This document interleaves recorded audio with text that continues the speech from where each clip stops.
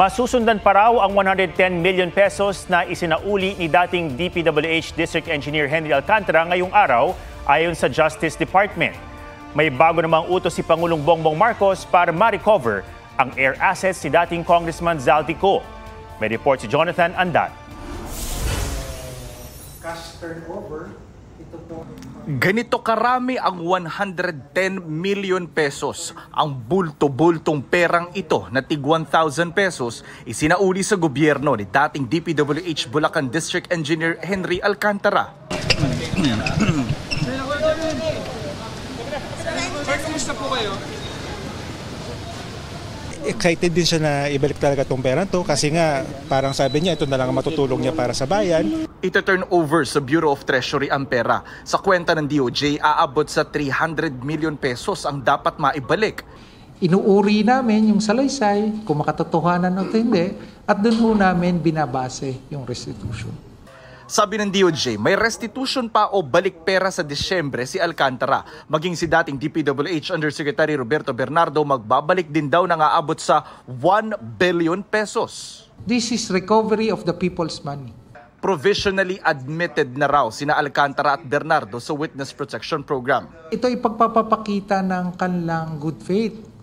Kasi sinasabi, di ba, pag nag-state witness, Mr. DOJ, narito po kami, gusto po namin tulungan ng gobyerno kasi nagsisisi na po kami. Sabi ngayon ng DOJ sa 5 flood control cases, 3 na yung submitted for resolution. Ibig sabihin, titimbangin na ng mga piskal kung may sapat bang ebidensya para paharapin sa mga kaso sa korte yung mga inirereklamong dating opisyal ng DPWH. Sina Alcantara at Bernardo parehong idinawit si dating Congressman Zaldico sa mga maanumalyang flood control project. Bagamat at large pa rin si Ko, iniutos ni Pangulong Bongbong Marcos sa bagong video na habuli ng air assets ni Ko na pinapa-freeze ng Anti-Money Laundering Council. Bawal na raw galawin ang mga ito. Inutasan ko ang DOTR at saka yung CAAP na makipag-ugnayan sa mga kaibigan natin sa Malaysia at saka sa Singapore. Dahil ang mga pag-aari na helicopter at saka aeroplano ay mukhang doon tinatago ni Zaldico.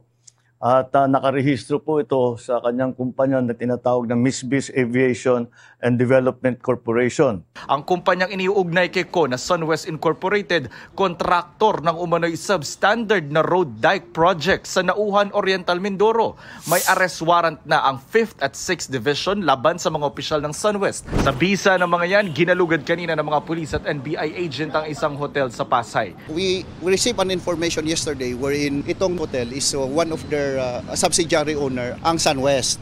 And based doon sa information is dito itinago, dito nagtago.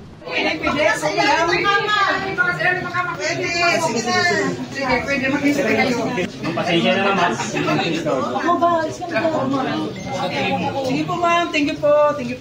Unfortunately, wala tayong nakita. But again, hindi dito nagtatapos yung ating paghahanap. Sa 16 na may warrant of arrest galing Sandigan Bayan, 7 pa ang hinahanap kabilang si Ko. You have the money to run, but you cannot outrun the Republic of the Philippines. Tuloy naman ang panawagan ng iba't ibang grupo para managot ang mga kurakot. Ang malaking kilos protesta kontra katiwalian sa November 30, pinaghahandaan na ng pulisya. Ang mga magsasakang nagpiket sa Department of Agriculture, hinikayat ang publiko na makiprotesta sa Linggo sa Luneta. Pinabababa rin sa pwesto sina Pangulong Marcos at Vice President Sara Duterte at nanawagang magtatag ng Transition Council. Pero babala ni Defense Secretary Gilbert Teodoro, illegal at may tuturing na inciting to sedition ang mga panawagang reset sa gobyerno. When you say withdrawal of support, it's an indirect way of saying I'll take over, which is illegal. Jonathan Andal, nagbabalita para sa GMA Integrated News.